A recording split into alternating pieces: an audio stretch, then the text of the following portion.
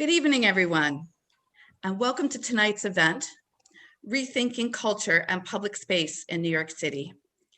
I'm Karen Sander, Director of Public Programs for the Graduate Center of the City University of New York, and thank you for tuning in to our virtual stage. I hope to welcome you back in person to the Graduate Center's building on 5th Avenue and 34th Street very soon. Tonight's event is part of a 4-part series on rethinking New York City.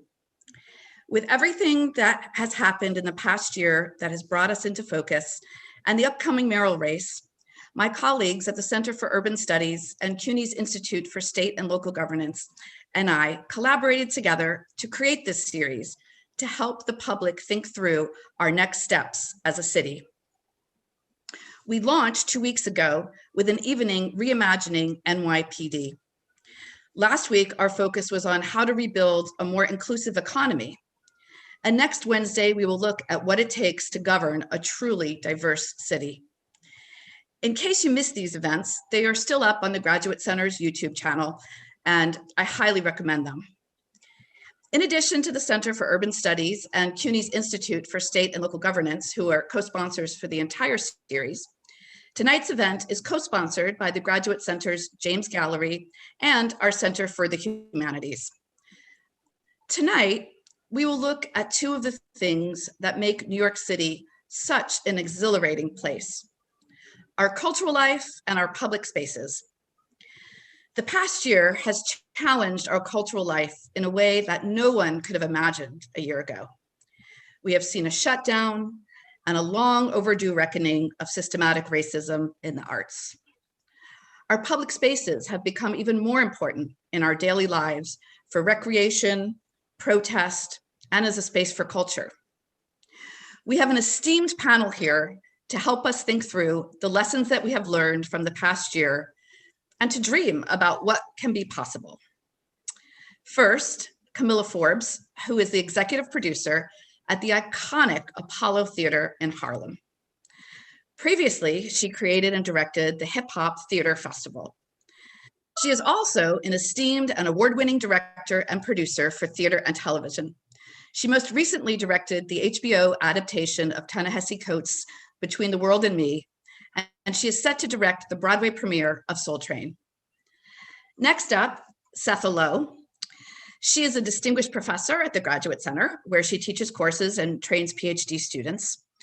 She also directs the Graduate Center's Public Space Research Group. Her research focuses on the need for public space and the societal and political factors surrounding it. She has received many prestigious awards for her work, including a Fulbright and a Guggenheim. She is widely published and regularly quoted in the media. Currently, she is working on a book called Why Public Space Matters. Next, Wendy Whelan, who many of you will know from her exhilarating performances as principal dancer at the New York City Ballet. She performed all the major Balanchine roles, worked closely with Jerome Robbins on many of his works, and was the dancer most choreographed on in New York City ballet history. Following her retirement in 2014, Wendy has plunged into new forms of artistic expression, collaborating with forward-thinking artists like David Lang, Lucinda Childs, and Mark Bamuti Joseph. Now, she has taken up a leadership role at the New York City Ballet and serves as the Associate Artistic Director. We are delighted that Gonzalo Casals will moderate this discussion.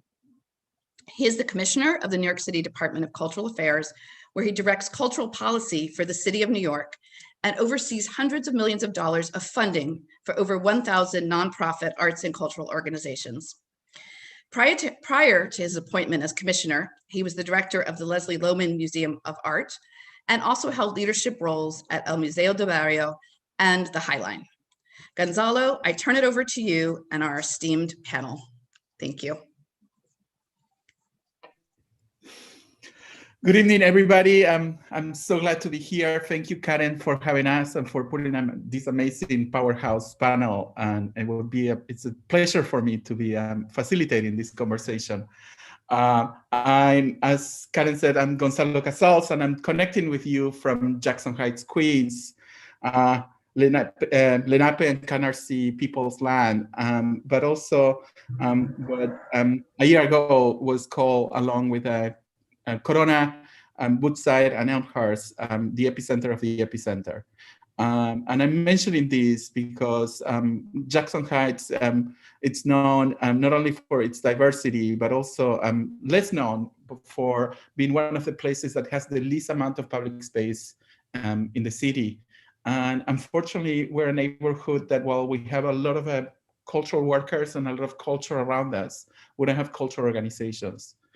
And I'm mentioning this because it was incredibly amazing to see as the pandemic was unfolding, and as in one of the avenues right here in the neighborhood was closed for over 20 blocks to open up spaces for New Yorkers to enjoy the outdoors. How much folks have embraced, this added extra open space, and also how even though without cultural organizations around, with many of our cultural organizations buildings being closed, how culture made its way into public space and into the life of New Yorkers. In some ways, I'm just saying this because just to support this idea that the pandemic has acted in two ways in our lives, right? Or probably three ways. One is as a magnifying glass for the inequities that have been happening in our society for so much time, right? So many decades, if you will, or centuries at some time. But also as sort of as an accelerant of ideas, trends, things that were slow moving, that we were on our way to adopt, and be it because we were forced to stop and think, be it because we were touched and in our moral fiber, as we were seeing how the pandemic was affecting our society in different ways, the reckoning once again from mainstream America on our racial injustice in our society, but it really sort of fuel a trend of bringing rapid changes to our society. And I'm really glad that I'm with a panel of the really three amazing professionals in arts and culture and also in public space, that to really start thinking about what are the things that are brewing, what are the changes that are happening, and how we can continue to inform the direction in which we want those changes to happen. Enough about me talking, and really I want to just open up. Kamilah, you want to tell us a little bit about, sort of from the first days of the pandemic, what are the things that became very evident to you from the perspective of your role at the Apollo Theater, and a year after, what are the changes that you have enacted, and what are the things that you're looking forward to continue to change? Sure. Well, it's interesting to look back on the first days, right? And that we've been here a year. I left my office thinking that it was going to be a really fun 2-week hiatus at home, not realizing that it was going to be the kind of like emotionally, wild ride of a year that it's been. One thing that we initially enacted is that we knew that we first things first, that we wanted to make sure that we continued to execute our mission. And that is of being a convener and a space for our community and artists to convene. So we immediately pivoted and launched our Apollo's digital stage within weeks of the shutdown. We had to cancel close to close to 105 performances throughout the end of our fiscal year. But we ended up, since March of 2020, have produced close to 65 performances on our digital stage. That has been, it has really, we've been forced into a point of like having to reshape as live event producers into digital event producers, which is a very different skill set. But as a lot of cultural arts organizations have been figuring out how to exercise and execute. One thing I can say is that during this time, culture cannot be canceled. And, we have had to find ways to connect in order to heal, in order to move through this moment of trauma. So that is one. The second, I think, is as also being a community convener. Immediately, we launched our campaign called Apollo Cares. Apollo Cares was a campaign in order to be a community repository, because as you talked about it with Jackson Heights, in the early days of the pandemic, Harlem and Upper Manhattan and the Bronx were heavily hit. That's a big part of our constituency as an audience space, but also as a neighbor space. We wanted to make sure that we could be a convener of information, of whether that be information throughout the pandemic of food banks, of safe shelter, of job sources. Again, when people were looking for information as things were getting shut down, our website under the banner of Apollo Cares became that repository. So, we found ourselves in a very different spaces, as you will, than we used to being as a sort of a live event producer. So it's been a very interesting journey for us recently. Thank you, Kamilah. Wendy, you were talking about the window, right? And just what it means to be in a windowless building, and and the changes that it inspire. You want to talk to us a little bit about first the pandemic and where you're at now?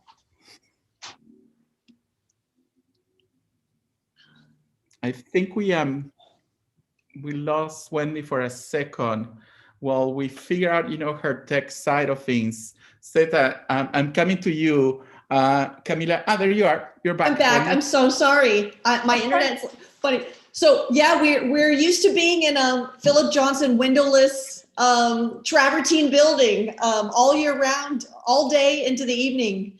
So we are just determined to sort of metaphorically break through and get out and get into the plaza, get out into the community, and get ourselves into a platform and show ourselves to the world digitally, because we've had to.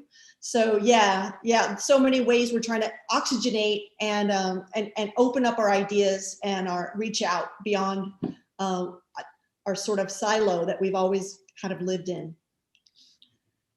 And have you seen trends or changes that you were wanted to do for a while, and this has been sort of the opportunity to put forward? Yes, we've absolutely been able to diversify our artists coming in to make work. We've had the widest range of diverse artists this year starting out than we've ever had in the past. So that's where we're going, and that's what we're doing. And we had the opportunity to work this spring on some new work on the plaza with some of those artists. So we're just getting that ball rolling, and working digitally and working with film and video. And we don't get to tour a lot outside of, we're mostly at Lincoln Center. So to get ourselves seen by 1.5 million people over the pandemic has been a real big surprise and a great thing that we want to build on. So as we move forward, yeah. Great. Yeah. Setha, Kamilah was talking about this idea of the role of the convener. She was talking about spaces, right? From the space of a live producer to the space of the digital space. What are the things that as these organizations are thinking of just leaving their buildings and connecting with audiences where they are? What are the condiments of a great public space? Setha, you are muted. I mean, one of the most amazing things about COVID is that it highlighted something that we've been arguing for a long time, which is the public space matters in profound ways. If you want an inclusive, diverse, democratic, creative, resilient society, we can't do it without public space. And I'm the researcher, I guess, here. And the first thing that happens with COVID is I went out and took a look, because remember in the very beginning, they closed up all the public spaces. They closed up the parks. I don't know, and everything was closed. And I was, of course, horrified, because the one place people could go. And we were registering levels of mental health problems and isolation and all kinds of, not just the COVID, but the entire city became really paralyzed. And then, Gonzalo, as you were saying, what we began to see when they closed down streets so communities could be out, parks were opened up, it was made, there were ways in which all kinds of communities were able to reach public spaces. And ultimately, we ended up having Black Lives Matter protests in which, so both the importance of public space to connect, as well as public space is a way to express the kinds of inequalities that were emerging in some kind of socially solidarity, being able to express it, I mean, public space was like critical, and it became clear that it created this infrastructure. I mean, that of which we moved through. But public space is really incredible when you start, especially in terms of what Kamilah and Wendy are talking about, because it's not just a place of connection, which was so important during COVID, and but it's also a place of public culture. And what was happening as those public spaces were being closed down, the ability to generate a kind of public culture, kind of being together, really, in fact, the protests really worked it to our advantage, you know, creating a kind of public culture. And this whole idea of atmosphere, this affective atmosphere, without the arts, without the culture, without the people, those public spaces became fearful, and people would talk about going out and feeling overwhelmed. And without the kind of creative, art-based, connecting people, and without the kind of public culture that was there, the spaces changed. So you sort of asked us what we're doing. Again, as a researcher, my practice is to go out and try to tell people what I'm seeing, that this is the moment to be taking a social justice approach to public space, to make sure that all places, including Queens, as that part of, you know, has access, that the streets become places that we walk, that the traffic circles become plazas, that these interconnecting spaces become greened and places that people want. So COVID or not, because I don't think this is going to be the end of it, that we have the kind of safe conduits that will keep really our very inclusive, diverse, exciting, resilient, creative city alive. And a lot of that is done through networking, just like Wendy and Kamilah are saying, meeting people online all over the world. But it's also trying to document the ways in which our most vulnerable populations have really suffered, our elderly, our children, and beginning to rethink public spaces as places that the most vulnerable will always find something. And I think we need to be much more creative about programming, about bringing people together to make sure that those spaces, which are the one place we could be, are really inclusive for all and are protective of our vulnerable peoples. That's what So we've been doing. Kamilah, this idea of sort of the public culture, right? And, you know, which is sort of at the center of both the cultural organizations that we're talking here. And you were talking about the civic role that sort of the Apollo took in sort of as a neighbor in Harlem, you know, and being so much more than just a place for live performances. Sort of what are the things that you're keeping in mind, you know, in terms of, you know, being inclusive, thinking about, you know, how you can be the best neighbor that you can be, how do you use your resources as you also prepare to hopefully reopen very soon? Yeah, and you know, a lot of what we keep in mind a lot is what is the art that we're presenting, also, right? I think, you know, one of our key, you know, I think as artists and as cultural producers, we have a good sometimes 90 minutes, sometimes a good 2.5 hours of capturing the imagination of hundreds, depending on your space. At times it can be thousands. So the question is, how are we stimulating the public imagination towards these ideas around social justice, social sustainability, in order to create a more just and equitable world in the art that we're ultimately presenting? So that's a key, that's really key, I think, in regards to what we're thinking about, particularly in this time, as we are seeing, not only as we're seeing what's happening within our world, but I think that will also speaks to the values of who we are as an institution, as an organization. What also speaks to that, I mean, that's a big part of it, but also I think we've also participated in a great deal of leadership forums around equity and equity and inclusivity around leadership in our cultural art spaces. I think this time period of the pandemic has also surfaced a great deal of where the inequities lie around BIPOC leadership, around women leadership in cultural arts institutions across our city, but really across the country.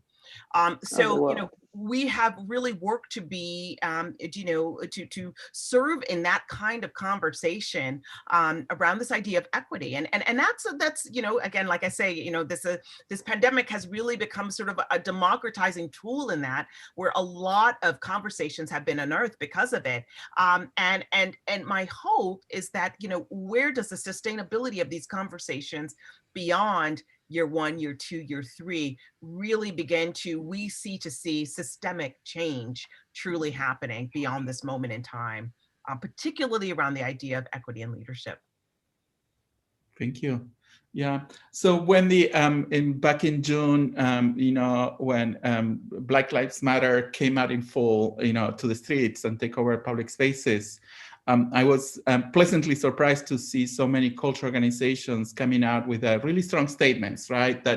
And with language that probably you would not have seen cultural organizations use before. I'm talking about racial justice, talking about white supremacy, and sort of like, signifying the need for a systemic change, the way that Kamilah was talking about. I'm sure you a little bit of what I know about your organization. You've been thinking about this for a while. What are these changes that have been happening? Where's the systemic changes that you're trying to bring to the organization? Yeah, we've been thinking about it, for 10 years, the school has been working on it, slowly getting out into the community, the School of American Ballet, which feeds the New York City Ballet. So 10 years ago, 20 years ago in the company, we had 10% dancers of color. Today, we have a little more than 20%. So we're getting there. It's slow, but it has to come from the school. So we have to start youngsters and make them feel welcome and included, and teach the community, our own community as well, how to just look at beauty differently, look at dance differently, look at ballet differently, and how to sort of just take down the traditional old way of thinking. So we've been doing a ton of work with our dancers, with our administrative staff, with our diversity counselors.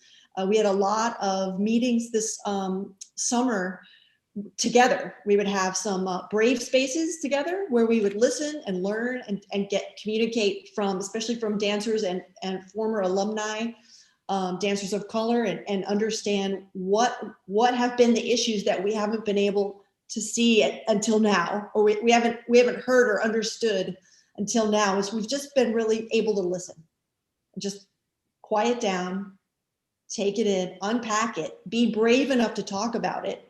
And it's been remarkable within the administrative staff, the dancers, the artistic staff. It's been challenging. It's been a bit terrifying. Can you share some of the those that you listened to that you felt challenging, or that you felt like you didn't even notice before? Yeah, well, just things, so many dancers, we're taught from a young age not to talk, our art form is silent. So, and, there's that tradition, you just do what you're told, and you start as a little kid, you're just a little 3-year-old when you start, and you get into this, discipline, this way of being in dance. And we've asked the dancers to speak up. We've asked them to communicate together, away from leadership, away from the artistic staff, but just together among themselves, to understand better, what the differences are culturally and within the art form, the challenges that have been faced by certain parts of our community, and certain issues that have come a lot easier to a majority of our community. So, and then we get feedback, of course, no names, but we get feedback as well on what all these issues are, and we can work through it together as well. There's a real commitment developing to this, has been developing, but it's absolutely forward-thinking and vital. But we've also been reaching out to other dance colleagues in the community, and we've been having a lot of meetings, weekly meetings with artistic directors from around the country and from New York City in particular. We're always in meetings with Now, Virginia Johnson, like we've gotten to know Virginia so well because she's someone that can teach us and we can hear and we can explain and she can explain and we can just, and she's just the most amazing woman and leader. And she's really guiding the whole ballet field forward with her just ability to just articulate and embrace all of us. So we've been working with Dance Theater of Harlem, Ballet Hispanico, Alvin Ailey, American Ballet Theater, and New York City Ballet. Every week we get together and we try to figure out how we're going to move forward as the repertory community of dance institutions. So we have a really strong kinship and we're developing this real trust and camaraderie, and it's truly been vital to our progress. So and that commitment is there to stay. So Setha, part of the sort of the growth of the evolution of the open streets was the creation of open culture, in which 115 streets across the city are going to be able to be shut down in order for cultural organizations and artists to offer performances in public space. And yesterday we just announced that Shakespeare in the Park is coming back to Central Park this summer. While we're very excited about that, we're very excited that the spring is coming to New York City very soon. What are the things that cultural organizations and artists and the cultural community can do to make the public space of New York better?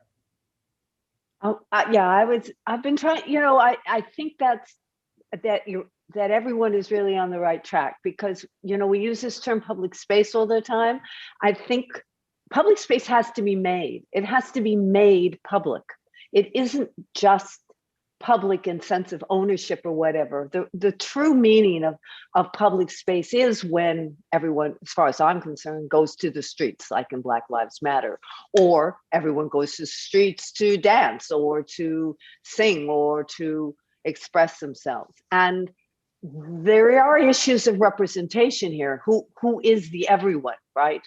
Who is making it public? And I am so excited about that this is an opportunity for us to express the kind of diversity that we have in New York.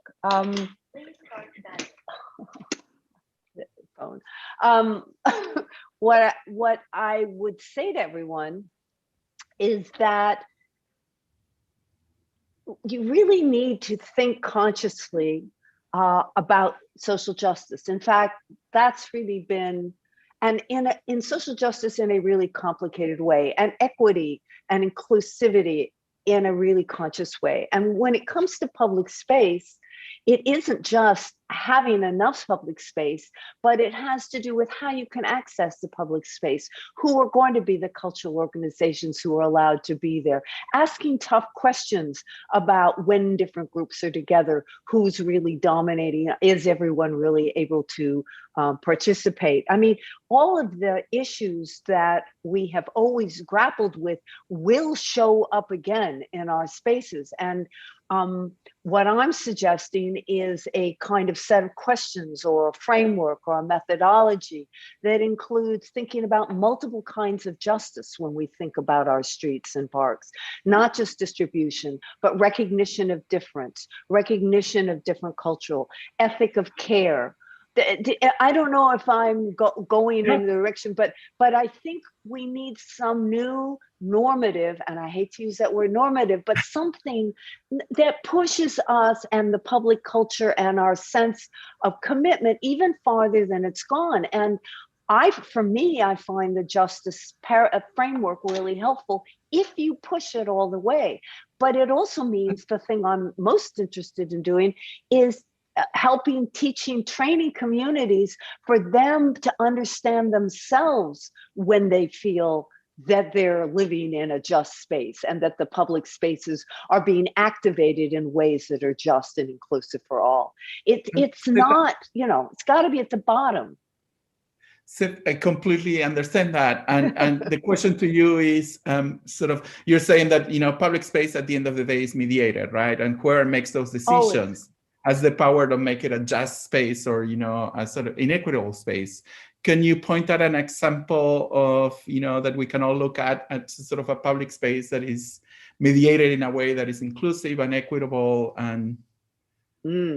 Well, I would argue that there's no public space that is completely equitable and just, except those public spaces that groups create for themselves.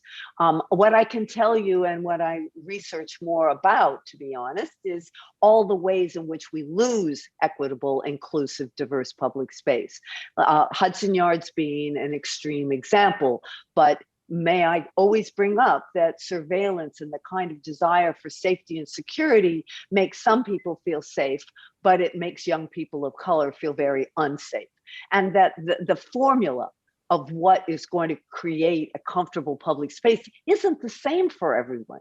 And that's, again, why I think we need to think very deeply and be working within those communities, and remember they're pluralistic, and something we do for one group or one group expresses may in fact exclude another, and how to have an open conversation so we can be able to really mediate it. And that's not a simple task. I think it's wrong, but I do think that the arts and cultural organizations can lead the way. I think it's through that other things will grow. But at the same time, we have to think about, I can think of more spaces, it looks like even the High Line, that are restrictive rather than inclusive. So the places that I think we're talking about are new ones that I can only imagine. That maybe in Central Park with Ballet for All. I want to say to Wendy, can we have ballet in the subways? Can we really democratize all forms of art in such a way that it permeates our everyday lives so that all people somehow feel connected? And I guess, Gonzalo, back to you, as I say, I do think we have to have some idea, some values, some criteria of what we mean by just, of to have a really just city. I don't think we can just sit back and say, oh, it'll happen that way. I think we really have to be proactive. Absolutely. And Kamilah and Wendy, I love this idea of the ideal of a just space is the space that's created by its own community, right? And the community that's using it. As you are expanding, your reach, as you're developing new audiences, I'm thinking about this saying that is on the disability community, nothing about us without us, right?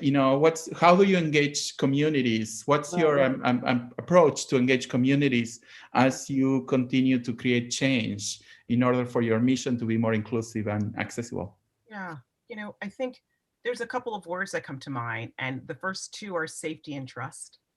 I think as we have, and particularly, with the Apollo as a Black arts led and Black cultural centered organization, we have just experienced a year in which the idea of safety has been eroded in our public spaces and also in our private spaces. Yes, right. In which that's right. The physical body has no place to truly feel safe.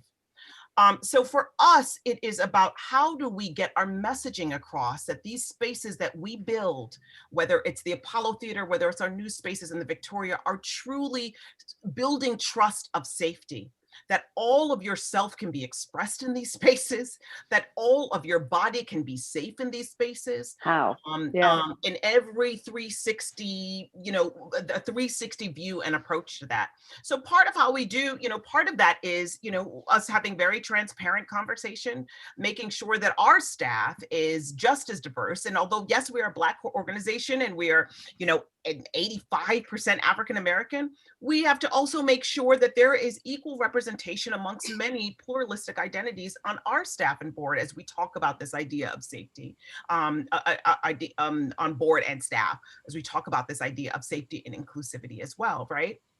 And so, and when anybody walks into our theater, that there is a feeling of welcome, a feeling of belonging, a feeling of safety, and particularly amongst the African American community, because there's so many spaces amongst New York City where that is not true.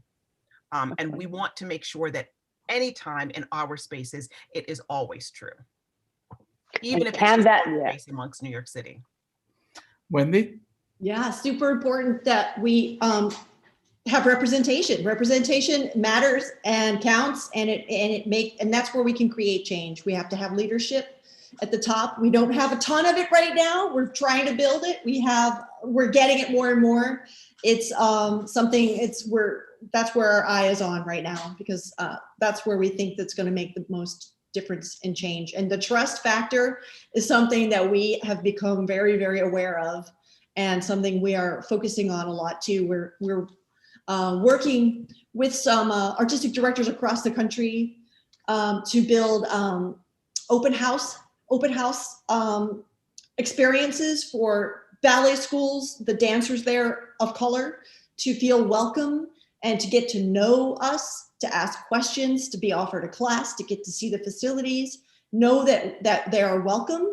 And we just want to start to build that bridge of trust with young dancers of color, and to let them know that they're welcome, that they're valid, that they are beautiful, and that they have something to offer the art form. So that's what we're very much focused on. And there are multiple artistic directors across the country right now, and then we're all working on this together. And hopefully we'll build out from that small little pilot program to all the artistic directors of intentionally ballet companies. So we're working a lot with IABD, the International Association of Blacks in Dance. And we have a meeting every week with them, with Denise Saunders Thompson there. She's been incredible to help us guide this little bridge that we're building forward. So we're going to be opening very soon to questions from the audience. You can go into the Q&A box at the bottom of your screen and just start typing your questions for this amazing panel. This is a question for the three of you together. Kamilah, you mentioned new ways of leadership, right? And how, Wendy, you were talking about representation, and in addition to representation, I think, it's also a role and a place in the decision-making process, right? Mm-hmm. And we have been very used to the idea of the white male sort of leadership, which is sort of the leader, almost the leader of a cult, right? That, sort of take us all behind him. What's the, I have three amazing women in front of me. What's the style of leadership that you bring, to your sector, to your job, and how we can support these new types of leaderships? Just quickly, we are a collaborative leadership. We have, one artistic director, one executive director, but all decisions are made as a group, and everybody's voice is important. And when we need a special attention to certain things, we reach out and make sure we get the voices that need to be heard in the group. So that it's very much collaborative, which it never was before. So that's how we're building our little unit forward. So, I mean, I would say the same thing, that the Public Space Research Group, as I was talking about actually before we started, has reached out globally. I mean, we're much more active globally, and we have formed relationships, and we collaboratively, again, make decisions, and share knowledge. Again, our goal is a little different. We're trying to share knowledge and really move towards a social justice in public space. So that's a message that we move out and out and out, so that leadership then looks like speaking and talking and exchanging research. But one thing I wanted to ask about, both to Kamilah and both Wendy, is there any way to get more of what you do, of your art, into the public space in such a way that the public would feel more at home, and would that bring them back in? I mean, I often get asked by museums, you know, how or by parks that don't draw everyone in. It says, you know, that the only one group of people use it, and yet there are tons of other people in the park, but they never go there, and they want to know why. My question is since I see public space as the possible ground of democratization and creativity, what more can we do to get the institutions out into the spaces so that everyone is aware of the beauty and the wonder and the creativity and feels it's kind of normal part of their everyday life? Is there more we can do? I mean, I was blown away by, you know, some dance in the park or whatever. Is there more we can do here as we move into this new, or those corridors on those streets that we're closing, Gonzalo? Is there more that can we get more out into the public? We can certainly do. We want to do that so bad. We're just dying to get off the plaza and get out into the boroughs and into, you know, smaller spaces. That we're doing some restart stages. We're going to hopefully do some programming this summer at Lincoln Center. But beyond that, I mean, we want to get out into our community. It's vital. It's important. We've done a little bit in the museums. We would love to do some more. We have a lot of things brewing and talking, and we're excited to just dive into these new avenues. So what, yeah, go ahead, Kamilah, please. Well, no, I mean, I think, yes, sure. I also think it's really important as we get even specific in regards to where those public spaces are. Mm-hmm. Right. New York is such an extremely diverse city, and then and diverse block by block. Mm-hmm. And so when we're talking about where in public spaces, it's also about the where and the who and the how. We have to think about space in the safety of where are those spaces where people truly do feel at home. So if it is about the color, how are we looking at of those blocks in which people do feel safe to consume culture, in which their culture was reflected back at them, versus parachuting into other communities, right? I mean, I think we just have to have that conversation about goals. But I do think, I think that's an amazing idea. I think this pandemic has opened up all of those conversations about public spaces and other spaces in which art can be consumed. But I do think it is about, you know, us breaking that open even more. You know, where are those blocks and residential blocks in which art is happening. What I mean. Yeah. One of the observations and questions from the audience is, and I agree with this, has to do with this idea that although a lot more needs to happen, there has been a lot of conversations about racial justice in terms of participation in arts and culture and public spaces. But not a lot has been done in terms of accessibility for people with disabilities. Where have you been doing any work around that? Have you been giving it some thought? And, you know, where are the best practices that you have seen happening that you're looking forward to pay attention to? I was just going to say that, I mean, that's one of the things, actually, both elderly and both older people and all kinds of disabilities in our public spaces that we have lagged way behind here in New York, in all fairness. I mean, I know we got our curb cuts, but if you go in and start assessing, and that became incredibly clear during COVID, of all the people who could not access the spaces that we actually had. And there are, again, the Public Space Research Group we've been posting and putting guidelines for the redesign of parks and streets and parks for Design for All. I mean, Design for All guidelines are there and yet have not been necessarily accepted or established. And there doesn't seem to be any reason why now wouldn't be the moment to really push back. There has been wonderful work in the city for Parks Without Borders and trying to bring down the, fences lower and making accessible pathways.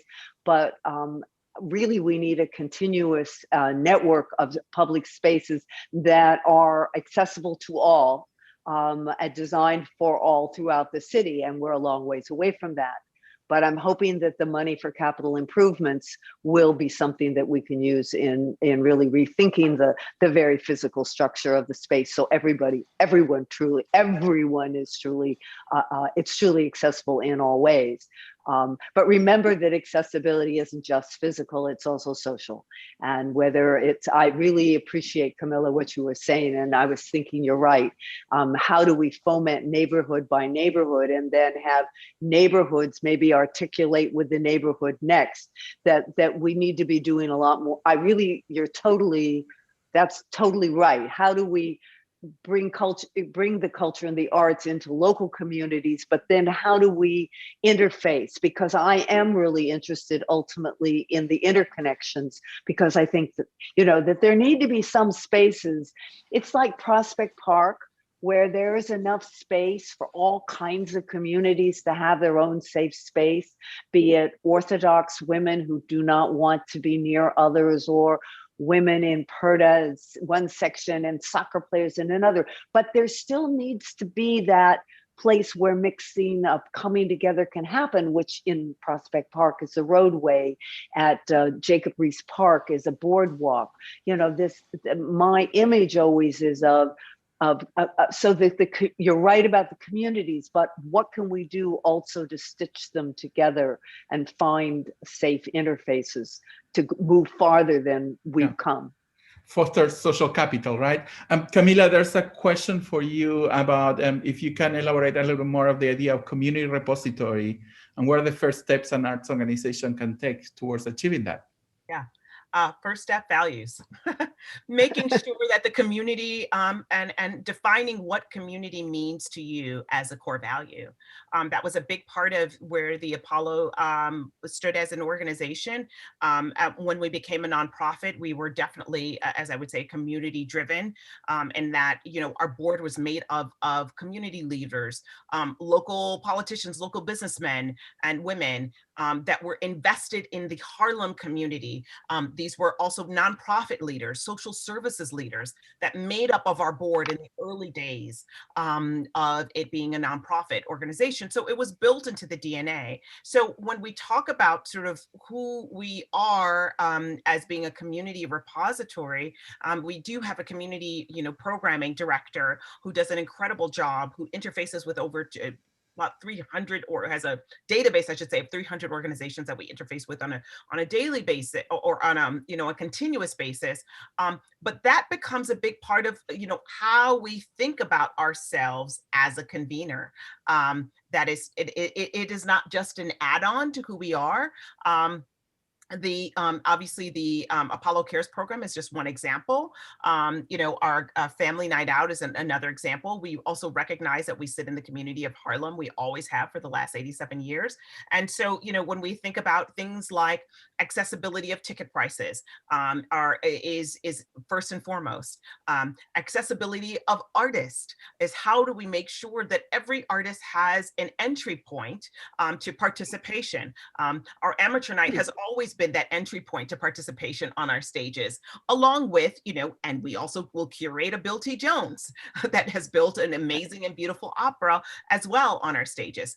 But amateur night, you can walk up and audition and join. So again, when we talk about community, we think of it in various different ways, because it's built into the DNA and who we are as an institution, not just in our community programs sector. Another question here is, by the way, there are some questions that I feel like are specific for me as Commissioner of the Department of Cultural Affairs. I'm not going to take time answering that because it's not my role today, but you can email me at casals@culture.nyc.gov. That's my email, and I can answer those questions tomorrow, my own time. Thank you for that. We have a question about what can the city do for both culture organizations and public spaces in order to promote that safe and equitable need that we have for cultural experiences in New York City. Feel free to complain. I'll take all recommendations as a city administrator. Well, for us, we're trying to get the Parks Commission to allow us to use Damrush Park. We have to get approval for us to use our outdoor park.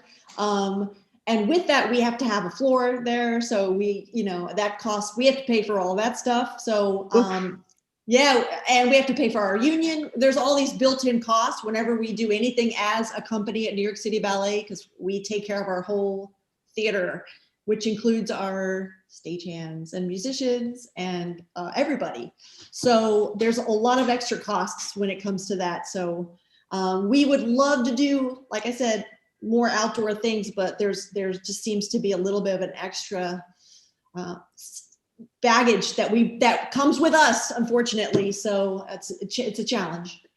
Well, but also one of the big questions that came up, especially when I was thinking about vulnerable populations, I mean, during COVID, this sounds really, but older person standing in the heat and not having, there is a technology out there of really wonderful, flexible, new materials that create shade and flooring and whatever. And I wish we could invest more in some of these new architects have been designing and creating these new materials to create venues in parks that could be used by anyone, that were light, flexible, inexpensive, easy to move around, because I do think that the technology is there, but we don't seem to be using it in such a way that it would facilitate other kinds of, things. And,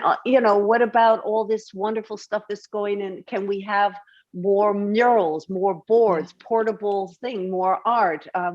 Can we think about other things that would facilitate it, that the city would be providing as part of the infrastructure, as part of the cultural infrastructure in public space. More public art. It'll just inspire the area, and it'll just inspire the whole exhibition. Inspire the whole. But the stuff exists, but we don't have access to it. So there's an interesting question here, right? That pertains to those that don't have access to public space. People are institutionalized, and nursing homes, prisons, etc. What have you seen in the arts and culture as sort of programs that can give access to cultural experiences for those folks? Are you doing anything? Well, in our education department, we have a very strong access program for children and adults with disabilities and movement programs, and our dancers love leading these educational programs. So that's been very popular for us at this time. A lot of people are signing up and showing up. So our education department's really taken off at this time. So, and we're also developing programming for children with autism. We're opening up our theater and performing special performances that are going to be designed for those specific disabilities. So changing our lighting structure, changing our sound structure, and we're working towards that goal. I don't think we've done a full evening yet, but we're working towards that. So, I mean, one of my bigger questions back to who was ever asking that question is, I would like to see a reconception of these of prisons and nursing homes and whatever, that in fact articulate some of the things we've learned about the importance of public space, to have more indoor, outdoor spaces that would then facilitate and lean on to other kinds of goods. I mean, that's very idealistic, but I think the evidence is there that we need to be bringing the outside inside, or again, rethinking the entire architecture. A lot, if we're thinking idealistically and about the future, and what we've learned from COVID is that we need open space as part of any shut-in facility, and we need to be really rethinking architecture. That's why I'm bringing up these different fabrics. I mean, there is the technology is there. We need to open up our thinking about and use this moment of which was about disease in the same way as we've thought about the plague, to really change the way we think about architecture, buildings. And there's a lot of really great work going on in New York by the Center for Active Design of how to make your building healthier, how to make, and during COVID, What can we do? And why can't we be doing this for more institutionalized setting? And we're not, nobody's even bringing it up. But of course, this is the kind of thinking that, and we have the guidelines, we know what to do. It takes political will. So we're getting closer to the end of our conversation, unfortunately. And I just want you to take a minute and think, what does New York City look like in a year from now, from your perspective? Ideally, what would you like to see?